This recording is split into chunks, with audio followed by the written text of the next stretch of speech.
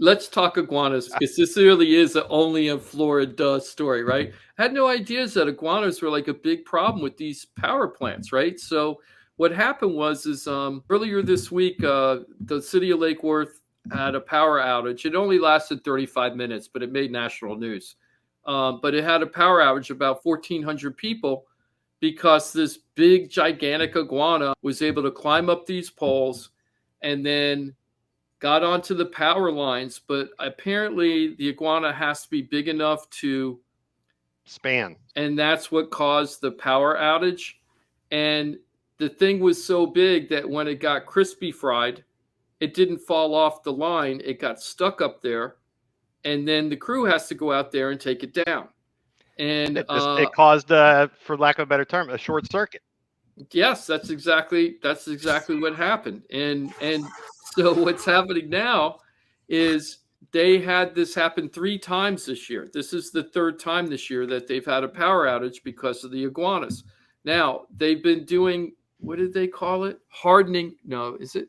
Yeah, so they're making it so they can't climb up the poles. They're putting like the squirrel proofing on there, so so they're putting up stuff to stop the iguanas from climbing up there. But they're very agile climbers, very deft climbers. So they're having a problem trying to figure out how to stop them from going up there. But they have reduced it by 60%. So last year they had 5 outages.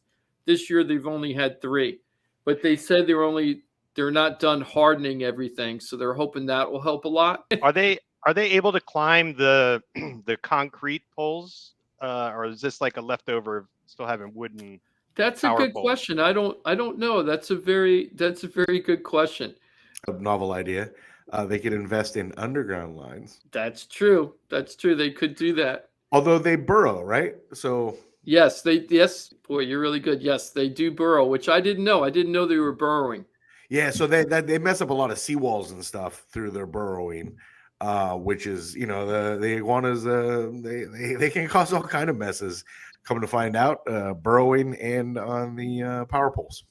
Yep. I mean, I guess maybe they just need to up the bounty, so they figure out whatever they're spending on, this infrastructure issues, either hardening or fixing outages, whatever. Make a pool of funds for the iguana spending on this infrastructure issues, either hardening or fixing outages, whatever. Make a pool of funds for the iguana bounty. And I don't mean to get on the. I know, but they got to increase the bounty, Jim. They got to make it so you can make a living. They took it away. They ended up taking it away. So this is the thing I found interesting. Started doing a little Mike Rao research, right? So, University of Florida did a study about iguanas in 2007. So they went back from 1992 to 2006. And taking a look from Lake Okeechobee down to Key West, how many iguana sightings there were, and what they were able to document during that 1992 to 2006 was 3,169 documented lizard sightings. Okay, that's it. That's on Congress between 45th Street and Palmer's Lake. Exactly, Johnny. That just shows you how much it's increased over the last 15 years or so, right? And then somebody needs to create an app where all you do is just, like, you see the iguana, just hit the button. Well, they tried to do like the bounty thing at one point. I forgot about this, and they were trying to not so say a bounty, but they were showing how to. They made it legal for anybody to kill an iguana on their private property, but you had to do it in a humane way. So you couldn't just take a BB gun or a pellet gun and shoot it to death, right? You couldn't do that. And then that app, Mike, you drive by and he goes, "Is the iguana still there?" And you're like, "It's actually dead. Someone shot it." And the thing was they came up with the plan to get rid of these iguanas, and then the animal rights activists went nuts and said, you can't do that, even though this is an invasive species.